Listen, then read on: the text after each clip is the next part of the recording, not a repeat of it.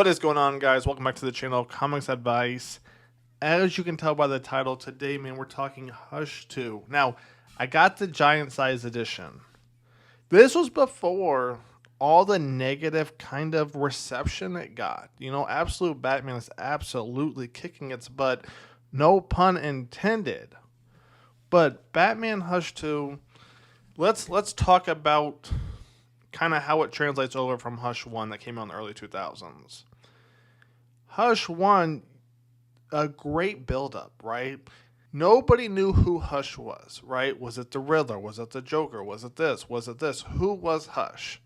Turns out, spoiler alert, it was Tommy Elliott, all right?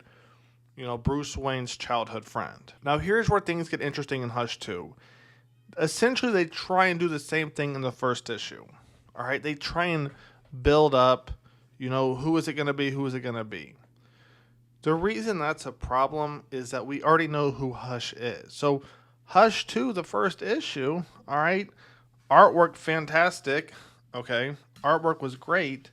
The problem was, in the first issue, they're trying to build up Hush. Well, we already know who Hush is. We already know his motive, right? So, you know, it starts off Batman kind of having deja vu, right? Fighting the Joker, Bane. The Joker knocks him out, falls into the water, right? He would get saved. Now, just like Hush, this is where eventually they would introduce a lot of characters, whether it's Talia, whether it's Nightwing, Barbara Gordon, right? This is their way of basically introducing all the characters again in the first issue. Now, even with my kind of mixed reviews on it, I absolutely love the big addition, as you can tell. But back to the story, right? So, Joker, he knocks out Batman, then bang. Joker gets captured by like some big guy, and then Hush pretty much almost kills Joker. So right away, I'm like, okay, we got Joker in here, we got Hush, you got Talia, you got Barbara Gordon, you got Nightwing, all pretty quick too. So I was a little shocked that we're gonna throw in all these characters at once, but then we're still gonna try and build up Hush. You know what I'm saying? It confused me a little bit. Why not go into some type of backstory with Hush and kind of introduce everyone kind of slow? Then you got Hush essentially torturing Joker, and that kind of threw me off. All right. Then you got Batman saved by Talia, bang, Barbara Gordon, Nightwing, and Batman are all talking. Batman, you know, he's got to figure out, okay, why did Joker do this? All right. He left a shoe there, bang, Batman tracks it back to, no kidding, the circus. So we're kind of going mystery, not mystery. Mystery, not mystery, right? Joker, once again, knocking Batman to the pool of fishes, right? Then Hush torturing Joker, a little bit different.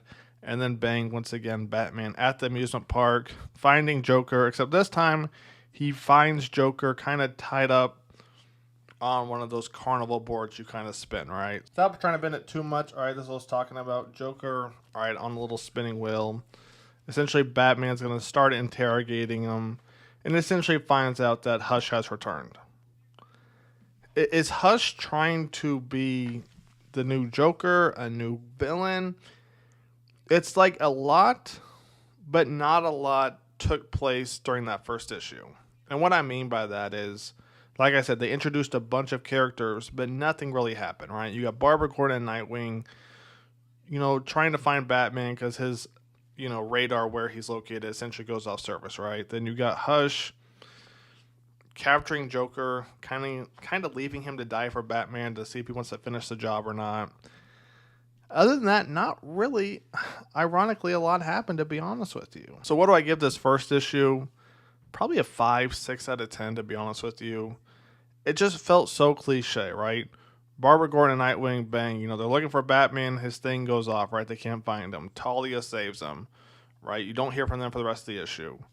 Batman spends the last half of the issue tracking down the Joker, who, bang, is basically being held hostage by Hush. That was it?